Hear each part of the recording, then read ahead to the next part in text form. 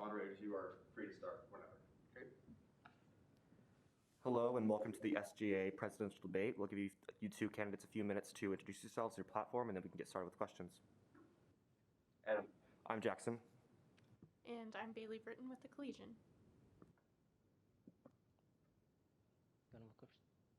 Go for it. Awesome. Thank you very much for joining us here today. My name is Vedant Kulkarni, and I'm a senior studying Management Information Systems and Mass Communication with Pre-Law from Nashik, India. What a day it is today. I am so excited to be here. I'm so excited to be joining Michael here today. Michael and I, we go back. We are good friends, actually. And it's an important day. It's an important event, what we do. SGA has an impact on everything that happens on this campus. Therefore, it is important that student voices are heard, student voices are utilized, and student voices are brought forward, especially in front of the K-State administration. We have to work together. At K-State, we have a shared governance policy where the student body shares powers with the faculty to work together in bringing better collaboration and better experience for both the faculty and students here at K-State. And that is why I am running. I'm running to utilize that shared governing power to benefit all our students, to ensure that the student body voices are heard, and to ensure that there is an equitable representation across SGA and across campus organizations. That is something I have been passionate about. That is something I have worked on for the past 3.5 years here at K-State, and that is something I will continue to work on. And with that, Michael? Yeah, I'm simply just blown away that both of us are standing right here, and so incredibly humbled to be in the presence of incredible leaders such as Vedant. And also want to give a thank you to everyone on the Elections Commission, the Collegian, and everyone who helped put this event together. These are the moments where it truly matters, because we're able to stand up here and have discussions about policy and initiatives that matter to K-State students. And to introduce myself, my name is Michael Dowd. I'm from Spring Hill, Kansas, so just south of Kansas City. I am studying animal science and global food systems leadership, and my running mate Cameron Koger is from Overbrook, Kansas, and he's studying marketing and leadership. And what we really are coming here today to share with the student body is our why.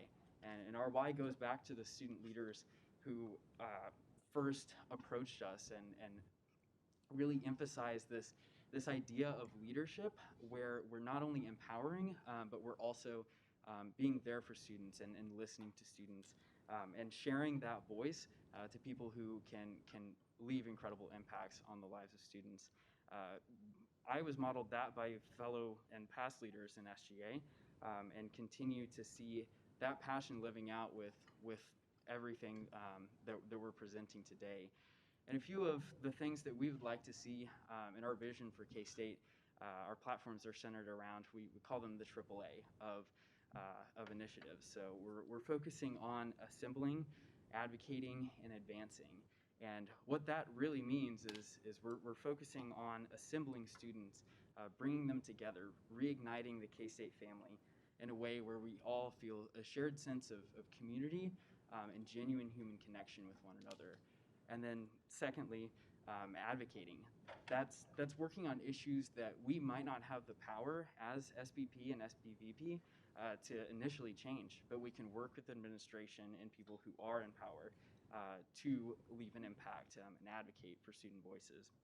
And lastly, our last section is advancing, and that's all centered around the ideas that we can implement today, and the initiatives that we can put forth as SVP and SBVP for the betterment of K-State. So our goal is to be here for students, here to listen, here to learn, and here to really reach across the table and foster a community that K-State so desperately needs right now. So I couldn't be more proud of everyone in this room. Thank you for taking the time to come here. This is not often exciting to everyone on a 2 p.m. Friday night type of thing. So. And it's not the optimum environment right now with COVID and everything. So, Yep. Yeah.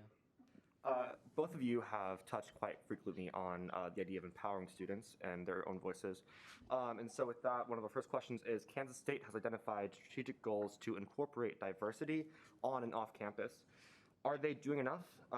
If elected, what would you be doing to continue these goals in the future? Who was first or? We can alternate between you guys starting. So Michael, you can start with this question. Okay, yeah, absolutely. Yeah, when the events that have happened in the last year are really the tipping point of a culmination of events that have sparked us to increase our interest in diversity and inclusion measures at K-State. And the action steps do lay out somewhat of a plan to increase retention and graduation of students of color, to advocate for students of color and provide more spaces so that issues of discrimination can get resolved and we can work from there. There are also some really unique things that are happening by even creating the omnibus position for someone really just to be there for any of those instances. So there's a lot of work that is happening there, and a lot of that we're not being able to see right now because it's work in progress, and we're not going to have answers overnight. And so the initiatives that Cameron and I have put forth around diversity and inclusion, we think that there still is so much more that we can do. And we think that the model moving forward should be allowing for more individual day-to-day interactions where we have conversations about diversity and inclusion. I worked for Cargill during the summer, and one of the really unique things about Cargill is that they start every single meeting with a safety and an inclusion moment. So they take a moment to talk about safety and to talk about how we can include people better in our day-to-day lives. And so we'd like to implement this type of model and create a coalition of teachers. We're going to call it the Inclusion Coalition. So having teachers pledge to have daily conversations or even weekly conversations about inclusion and how students can implement that in their lives. Now, is that going to work for every single class? Probably not, but we think that it fosters a culture in which diversity and inclusion is ingrained in everything that we do at K-State. Thank you, Michael. Simply put, for the question, I believe K-State is not doing enough, that there is much more needed to be done. For the past 3.5 years that I've been at K-State, I have fought for diversity, equity, and inclusion in all walks of life on campus. Whether it's facing the wrath of white nationalists coming after me, or whether it is just going through meetings and sitting through bunking my classes so that I can go to meetings and make sure diversity programs are implemented, we have more work to do. There's more work, much work needed to be done. President Myers laid out the 11-step action last year, but all of it is still in progress. Where is the progress? We have to do more job. We have to be sure that our progress is not stagnant, but it continues to improve and it continues to progress.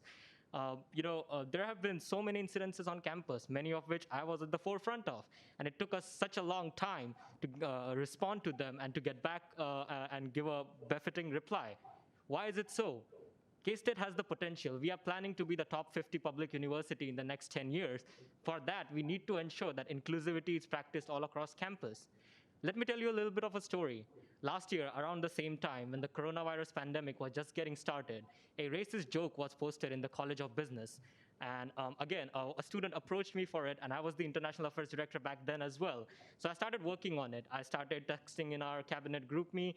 I started approaching officers and everything. That very same day, in one of my classes for MIS, my professor was laughing at the joke and said that it was hilarious and not racist. Now, that is incorrect, because professors need to know better that what they might not affect them affects other students. And for that, it's not just the safe zone pledges that we need to take. It's something where professors are made to include inclusivity in their in their curriculum. It requires for them to participate in events that promote inclusivity.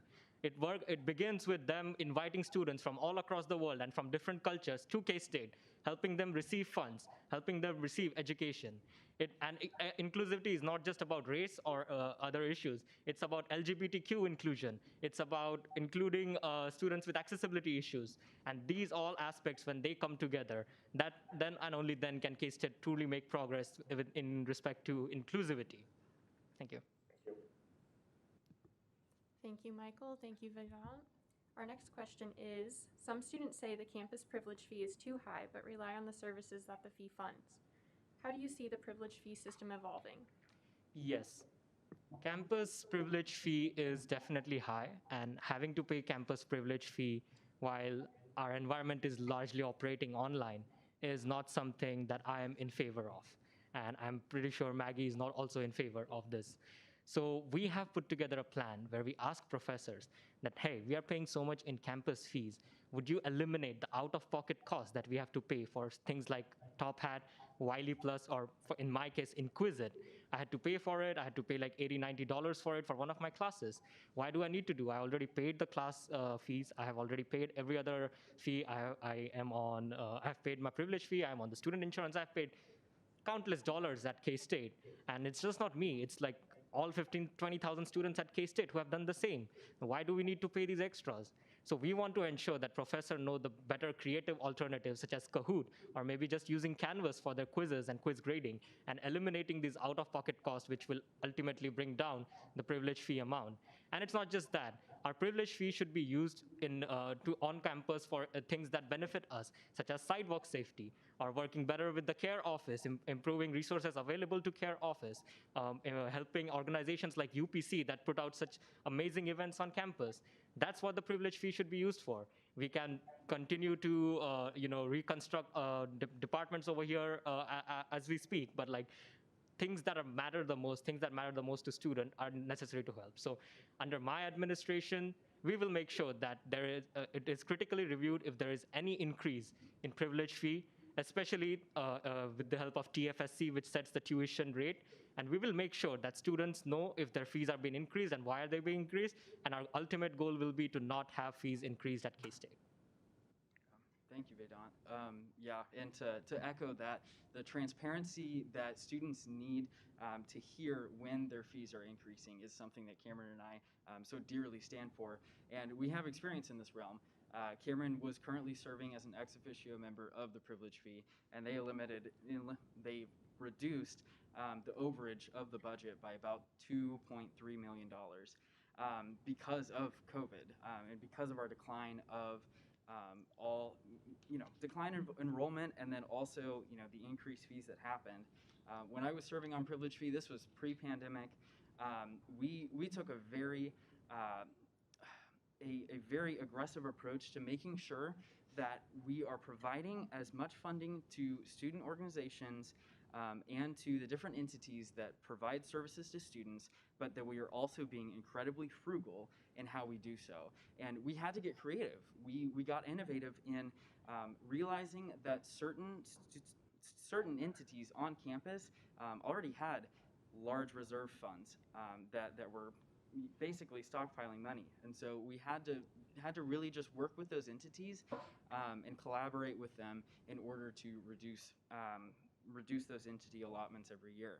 And so by doing so, this was pre-pandemic, we saved about $250,000 just by realizing where that wasteful spending was at and helping to find more frugal ways to implement student dollars. And the Office of SPP has a very interesting role when it comes to the privilege fee specifically.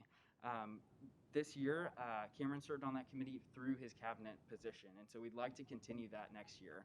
And we would also like to work and continue on shared governance, especially when it comes to taking a complex issue like the privilege fee, which is $472, by the way. That's a lot of money to pay every semester, especially when we're learning through our laptops right now. And our goal is to make sure that that fee doesn't increase, but also to make sure that the money that is being allocated is being allocated to services that students truly need right now. And we hope to continue that if elected. Thank you, Michael. Thank you, Vedant.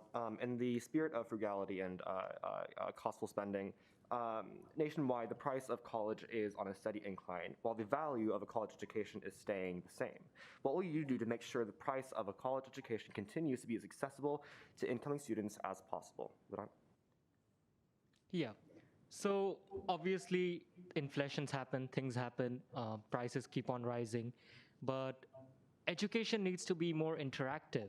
Professors need to be more approachable, and students from all backgrounds need to feel more welcome when it comes to classes.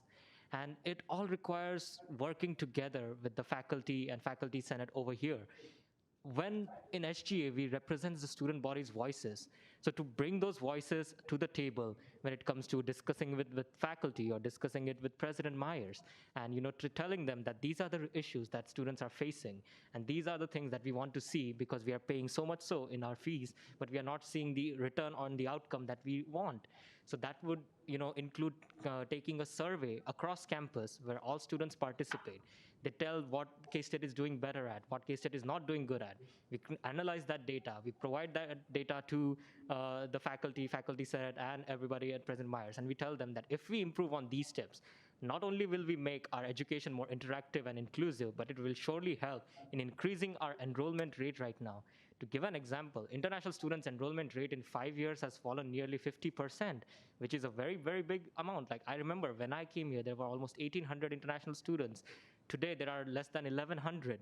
And these are the challenges that we are facing, because there's somewhere we are lacking, not just in international students, but whether it's rural students, whether it's students from diverse backgrounds, there's somewhere that we are lacking. So we need student input in that. And that's where SGA comes in, where all of us in cabinet, in Senate, work together. We collect that data, we collect that information, and we analyze what's going wrong with K-State, what's going wrong with the way we are providing our education and our fee structure, and then together working on it to make sure that it becomes more holistic, inclusive, and in order for improve student success as they walk out of here after graduating.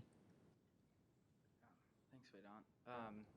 When we think about tuition and the way that higher education works right now, that standard will not be the same 5-10 years from now. We're already experiencing dramatic changes in how we learn, but I think more importantly, higher education, holistically speaking, will change so incredibly. And I think part of that is because we're having reduced funding from the state of Kansas, and then at the same time, we're facing a decline when it comes to enrollment. Students just simply are trading that value of higher education and finding other ways to spend their time.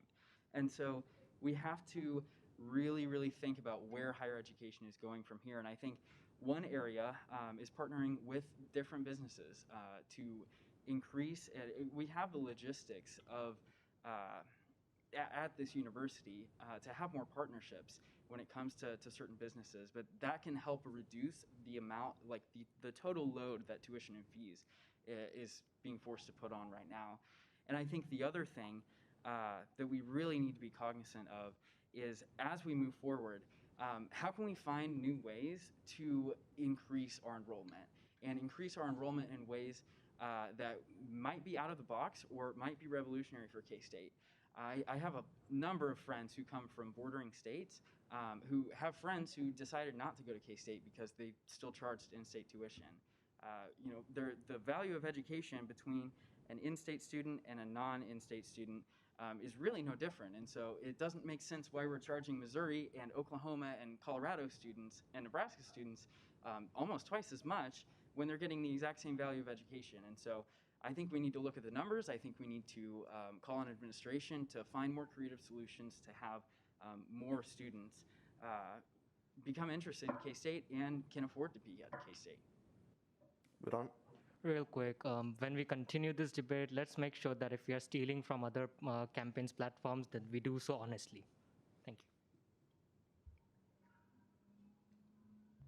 you. Okay, for this next question, we'll start with Michael. The question is, both of your campaigns prioritize mental health. Currently, counseling services is the fourth most funded privilege fee entity, but it is funded several million less than the third highest. How do you plan to improve access to mental health resources on campus? Mm-hmm. Yeah, mental health resources on campus is a very, very challenging issue because right now the Lafayette staff currently has 2 psychiatrists and they're covering 20,000 students. So if a student needs to become medicated and needs to find help, they're either stuck with counseling services or they're stuck with trying to wait a very long period of time to get into Lafayette. And I've had friends who were hoping to get into a psychiatrist at Lafayette and they just weren't able to because of the time span. I think when we look at the current situation, we should find more ways to make mental health more accessible to students. So today, there was a tweet notification that came out about having basically group therapy sessions sponsored through the university. And I think that's a brilliant idea and a great place to start. And we need to have, in our platforms, we're really looking forward to creating an accessible platform for students to sign up for counseling services. We can book an appointment through Lafine, but we can't book a counseling services appointment unless we call someone. And so that definitely creates a barrier because it's a little bit harder to call someone instead of just booking it through Lafine. And then on top of that, we want to have more opportunities to have pop-up mental health topics. So essentially, this would be a place where we would have professionals in the mental health industry who understand these topics come in and basically have a moment where they can have a 15, 30-minute conversation with students. So that way students are reaching someone who has experience in the field, but they're able to have that conversation in the time span between when they're experiencing issues and when they can actually get into counseling services. That's really the big gap right now, and I think that is what is keeping our students from utilizing those resources. And as a student who has experienced a lot of mental health issues in last semester, I know that it is challenging, I know that it is hard, and that the burnout and just the weight of feeling hopeless exists. And it exists even more so now that we're disconnected and not physically present all the time in our university. And so, we need to keep advocating to make sure that students are still getting reached by these services, even though we're virtually disconnected. Thank you. Vedant? For the past 3 semesters, I have been going to the counseling services here at K-State. And while I see the benefits, I also see opportunities to make progress. Let me tell you another story. Just a few weeks ago, right after the KS Unite incident, I once went to meet Dr. Lane. Right outside his office, I met with Jim Parker from Lafine Health Center. And we had a quick conversation. We bonded over my best friend Pranav, who is right here in the room right now. But we bonded over that, and he was telling me that he wants to have initiatives where we have college-specific and community-specific mental health resources available at Lafine and at the counseling services here at K-State. How will that function? And that's something Maggie and we want to implement. So that would include not just like having a liaison in the departments, but making sure that students who come into those departments, who come into those classes, know about the resources that are available at K-State for them, and they know that who to contact if they have any challenges when it comes to mental health issues. At the same time, we need to have a contact person, an ombudsperson who connects the counseling services with the campus and with the different departments here at K-State. Moving on from that, when it comes to community-specific mental health resources, I, being an international student and a student of color, I know how difficult it is to get a counselor who understands and is able to empathize with the struggles that I go through being who I am. And I have changed my counselor just because I did not find the right one who could empathize with me. And that can bring down a student's expectation to go and attend counseling services, which can vastly benefit them. I'm taking Prozac right now. I'm on it for the past 2 months because of all the things that had happened last semester. And it's stuff like that. Like, I would not have needed to be on medication had I known about these resources beforehand, and I had a counselor who understood me, empathized with me. And I know I'm not just the only student. I'm just one statistics out of countless students on campus who might have had similar issues. So making sure that there are counselors who are who are inclusive when it comes to their counseling providence, and at the same time making sure that each department has resources available for mental health is something that I'll be working on immediately should I be elected as the student body president. Thank you, Vedant. Thank you, Michael. Moving forward, we have seen the far-reaching impacts of the COVID-19 pandemic, and in return, how it has affected what a college experience looks like. Has the university done enough to ensure the integrity and the safety of our students? What would you do in the future? So, as someone who has suffered through COVID back in November, 3 days before I was supposed to fly home to my family, and I had to cancel that plan. The next time I get to see him, it will be 2 years since I last saw them. My mom had black hair, now she has white hair. So, that's how long it's been. I've since. But COVID has destroyed a lot of things, not just nationally, but globally. K-State is doing a great job, I would say, when it comes to COVID with implementing safety measures, having Lufkin as a vaccine distribution center. And I personally know some K-State students who work as first responders and who work in the front line against this battle that we are fighting against COVID, who have received their vaccine and are able to do their job more effectively now. And that's why I think it would be the job of student body to make sure that they follow the regulations given by the CDC, given by the K-State departments, listen to what professors are saying, wear masks. I'm wearing double masks right now. So, it's the new CDC guideline. It's stuff like that. It's small things that we all can do to stop the spread of COVID on campus. We have had so many cases. If you see the statistics from last semester, it was just increase, increase, increase, a little bit stagnation, but again increase. We have had 500 cases over a weekend, 400 cases over a weekend. Why is it happening? I know COVID is a very tiring issue, but just making sure that you wear your masks properly, you wash your hands properly, don't go out and party. Right now, we are still in a pandemic. Take care of yourselves, listen to what your and even for professors, listening to what the guidelines say, following those guidelines, not removing their masks while speaking just because it's difficult, making sure that they clean the desks and everything that they are supposed, everybody's supposed to do, every instructor is supposed to do after the class. These are small things that if all of us can just follow, we can end this pandemic at our university at least by summer, and we can go back to normalcy beginning next semester. And at the same time, yes, K-State can do better with like more daily communication with students, giving them daily updates about what's happening at K-State, what's the student ratio right now of positivity, has there been any case that has caused a lot of trouble. Just having that honest communication with students and letting students know when vaccinations begin so that students can go to Lufkin and get their vaccinations done is, I think, that's something that both faculty can work on, and then student body can do their responsibility. Thank you. Michael? I think we can be very proud of what K-State has accomplished so far. This is we've heard the phrase so many times, unprecedented times. And we were not only able to bring students back in the fall, although obviously with very different circumstances, but we were able to do that and provide testing, free testing at Lufkin, and we were able to mobilize and provide different packages to ensure that every single student on this campus was safe and prepared with the resources that they needed. And we have to acknowledge that and have to celebrate that.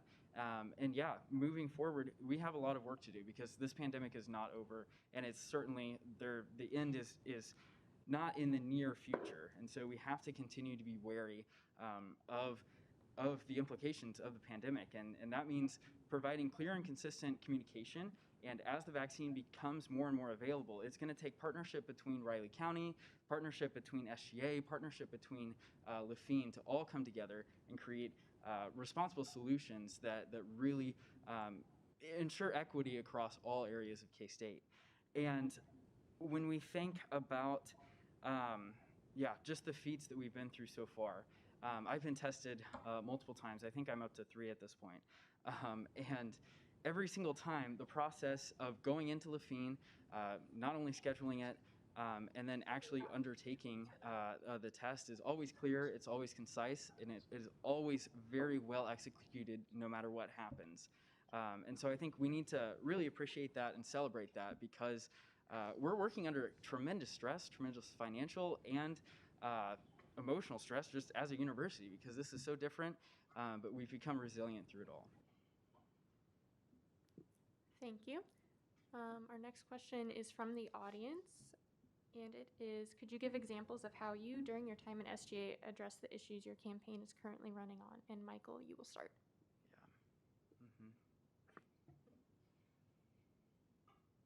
Yeah. So I mentioned previously the Inclusion Coalition, which is having those small individual moments for us to talk about diversity and inclusion in our day-to-day lives.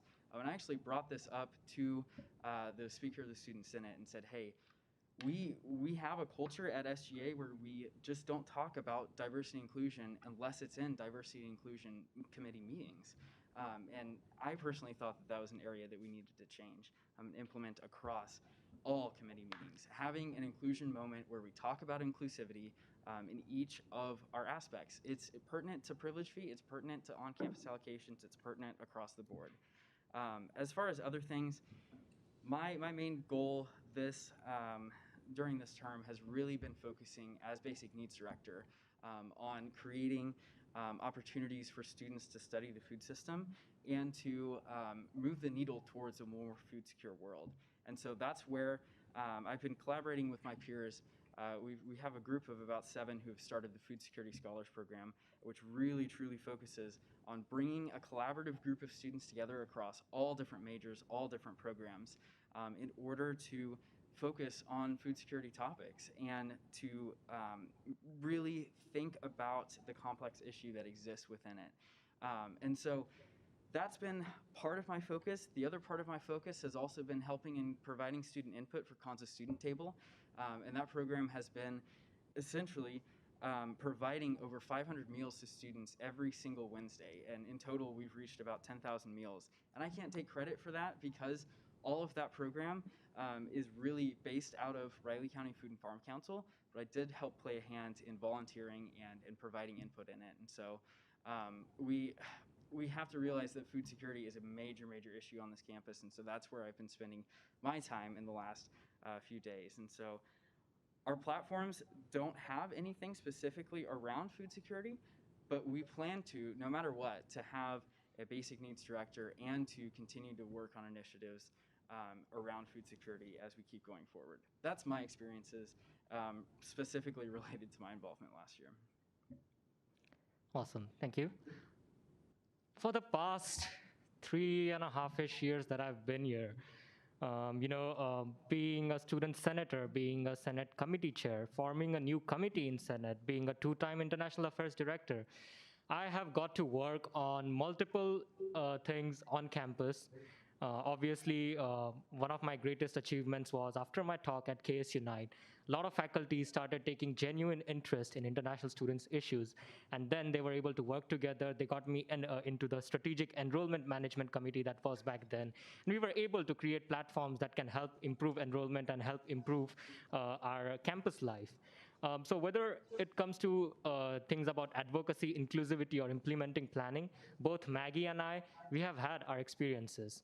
Our 3 platforms, financial stability, student success, and campus access, kind of holistically bring together all different aspects of campus life that we have worked on and we will continue to work on. When it comes to needs-based aid, which is one part of our financial stability plan, I have always advocated for increased aid for international students, increased collaboration between the foundation and the ISSS so that more international students can get scholarships, and then through that we can ensure that not just international students but all students across campus, whether they are from rural Kansas, out of state, internationals, receive those aids in order to achieve their educational goals.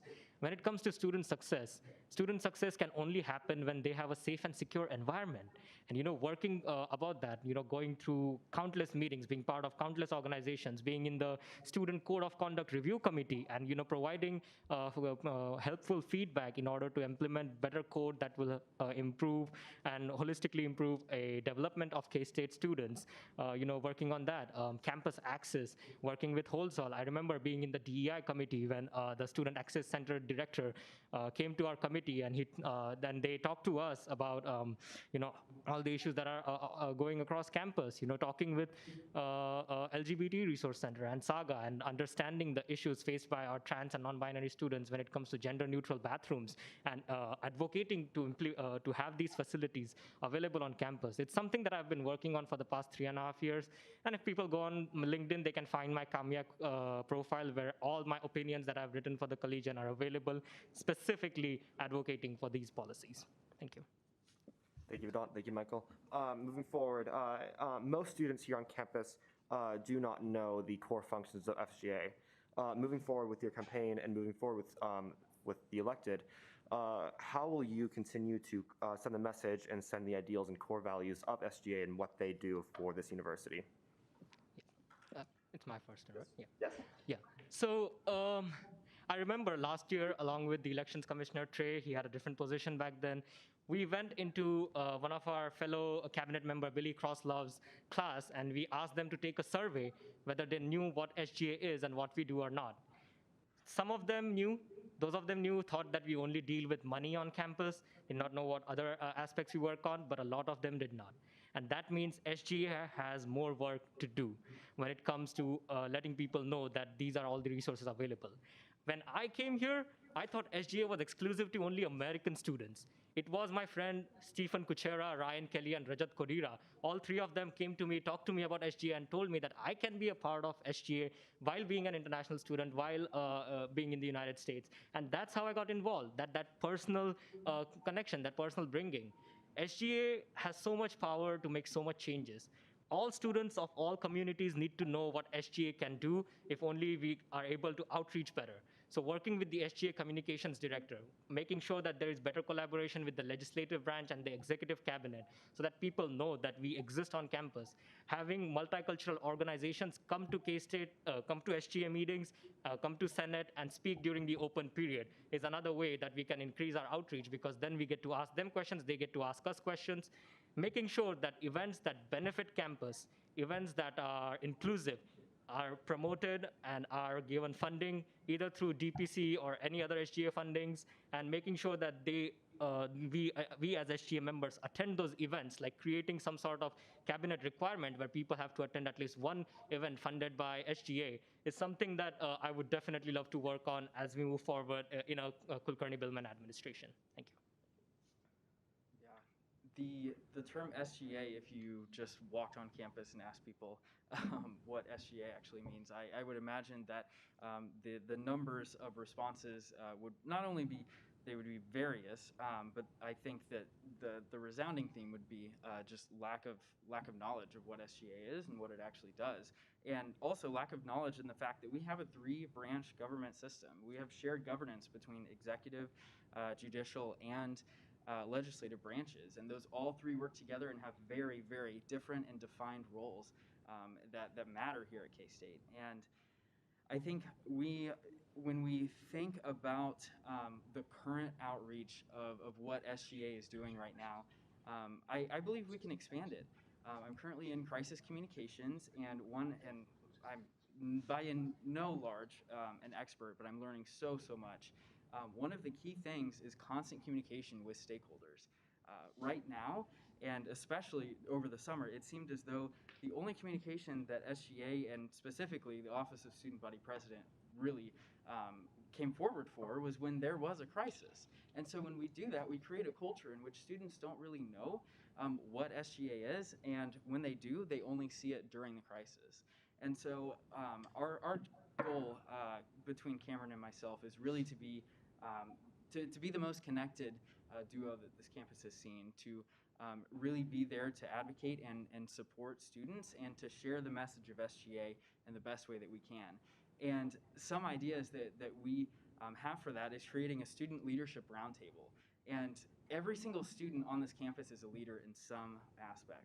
And our goal is to open the doors and have those opportunities where students can sign up and have communication with their elected officials. Be that we create a student leadership roundtable with the caucuses, and then Cameron and myself, or maybe we look at it at a college level and start coordinating those so that students are connected to their leaders. I think those are all areas that we can start creating a more connected culture between SGA and between the rest of the student body. All right, thank you. And Michael, you'll start with this next question, and it's another audience question. And it is, in your opinion, should an independent student organization promoting values contrary to that of K-State be provided funding by the Student Governing Association? Yeah, this is a good question, and a relevant question as well. When we look at student organizations, we have to be very cognizant of what their values actually entail. And that's put forth during the process when the organizations are are actually created. Like they have to submit their guidelines, they have to submit their constitution and bylaws, and in that we can see what those organizations stand for. And so to answer that question directly, if an organization violates the student code of conduct, it shouldn't be an organization. It shouldn't exist on this campus. If it directly violates the student code of conduct, then there's no legal precedent for it to even exist here on this campus. And we're not here to foster a community that is divisive against our student code of conduct. And so we need to make that very clear, first and foremost. And then secondly, in those committee meetings where funding is determined, we have to be aware of what that funding is actually going towards. I know we had an incident a few years ago, and this was very early in my college career, where funding was provided for a certain event that would happen, and the people, and again, I won't mention the names of the student because personally, I don't think that that person should be immortalized, and I don't think that he should have any credit for the heinous acts that he's done. We need to accept the fact that those things were wrong and hurtful, but we definitely don't need to give him any attention or immortalize him. And so when that event occurred, that funding was used against what was said in committee. It was said in committee that there would be a speaker presentation and that they would bring in groups from outside of campus to present. But what actually happened was the funding was used to pay protesters. And so because of that event, I'm understanding that that's most likely where this question is coming from. But we can learn from that, and we can really try and reevaluate how we provide funding in those committees. I think we need to be more thorough and need to really examine and ask so many more questions when organizations come and present for funding. Otherwise, we'll just leave ourselves to blind spots, and we'll have the same things happen over and over again. Thank you. So currently, I'm also a student member on the Student Organization Policy Review Committee that operates under Dr. Adrian Rodriguez here at K-State, and we are working on the same thing. What is the distinction of DSOs and ISOs? What's their jurisdiction? How can we ensure that organizations that are established at K-State are being inclusive and follow the principle of K-State family? When we say family, we include everyone. It should not matter what your background you are from, you're a family here. And while we can disagree on some issues, there should be no reason for hatred or anything that is promoted by you or your organization at K-State.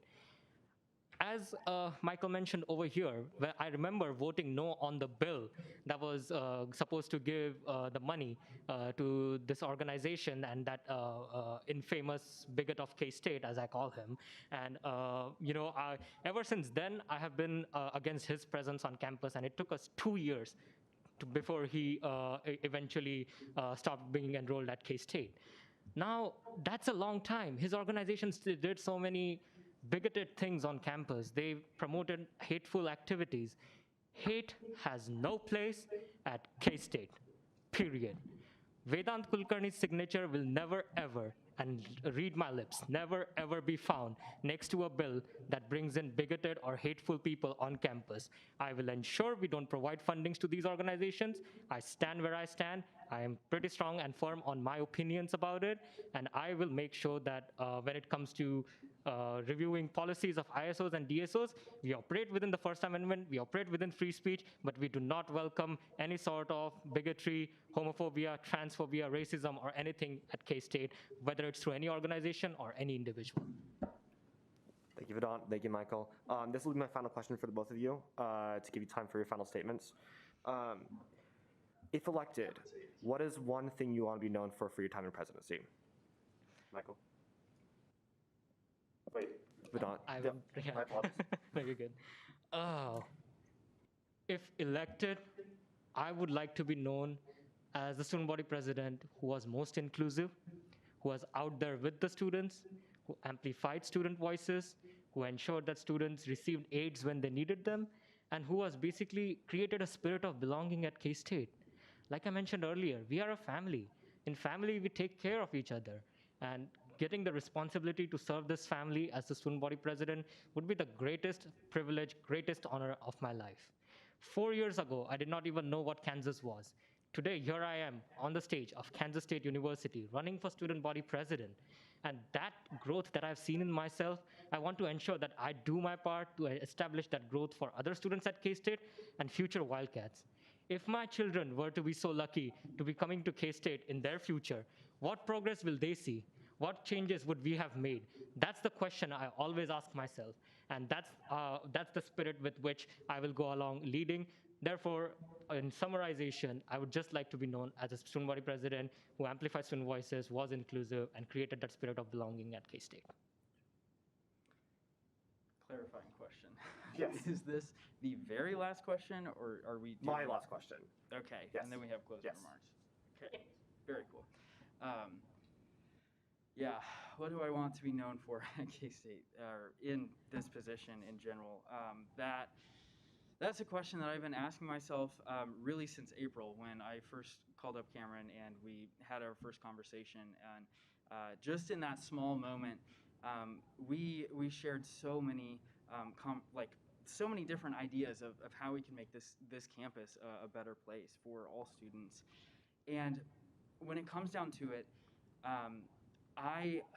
my mission is to be the type of leader who reaches out and makes every single student on this campus feel seen and heard, to validate their experiences and understand that those experiences matter and that where they're coming from has a place here at Kansas State University.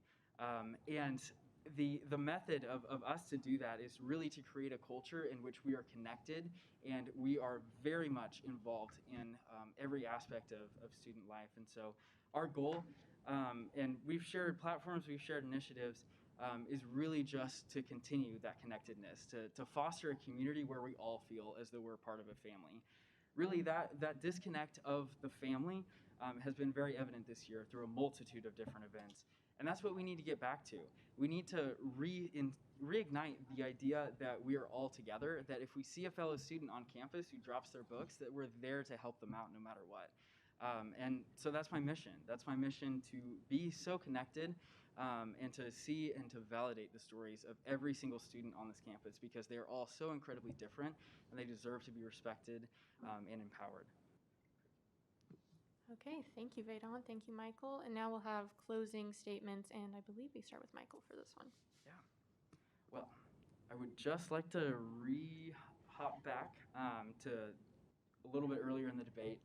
I actually did not know that was an initiative that Vedant and Maggie were working towards, and so I'd like to formally apologize for stealing that, and thank you for calling me out on that. We need more accountability when it comes to everything in leadership today. And I'd just like to wrap everything up with this idea, and it's the idea that every single student on this campus can feel connected and empowered and a part of something bigger. When I came to K-State, and really it was in my family, it was in my friend group, it was just a natural transition for me to come here, and so I didn't put very much thought into it. And when I finally got here, what kept me here was that idea that I could go across campus and still connect with someone who cared about me and cared about my story, even if we had never met before in our entire lives. And that's something that I think we need to continue accentuating on. And Cameron and I will work incredibly hard to assemble students to fulfill that mission, to advocate for the best interests of students, and to advance the initiatives that will make this campus a better place. Thank you once again for hosting this event, and thank you to everyone who came out. Really appreciate all of you, and I most certainly appreciate you, Vedant, for your incredible work. Thank you, Michael, and likewise, I appreciate you for all the work, and thank you very much for accepting. It's been such a long time when I think back on my life. 5 years ago, I was in high school, had this wild idea of coming to the United States for my education. Of all the 200 countries that I've been to, I chose this place. And of all the 600 plus universities that are available across this nation, I chose to come to Kansas State University. I remember sitting on my bed one night at 11:30 or something in the night and just reading about K-State and watching YouTube videos about K-State, and something about this university just felt right. Whether it was the pictures, the videos where we talked about our families, or whether it was student vlogs in their dorms. It's all these small little things that built up my confidence to be here at K-State today. I remember almost exactly 4 years ago, a K-State recruiter was visiting India, and she invited my family and I to have lunch with her. And my family and I, we got to ask her a plethora of questions, and which built up the confidence that my family had in sending me here at a small age of 17. And it's that feeling of inclusivity, it's that feeling of family that made me more confident to be here at K-State. We talk about a lot of things. We agree, disagree on a lot of things over here. But one thing we all can agree upon is that we are a family and we love each other and we'll always out for each other. I always say this fun story that I bleed purple now. I no longer bleed red. In fact, my house was going repainting a few months ago, and I asked my family to paint my room purple just because it was K-State purple. And it's this small act of like being a part of this family that makes it such a great place. And over the years, no matter what happens ahead in the future, I have never been more hopeful for K-State than I am today. I know that no matter what, we will do progress. We will continue be progressive. We will continue to be more inclusive. We will create that spirit of belonging. To quote a great man, we will get to that promised land. Thank you. Thank you. Thank you.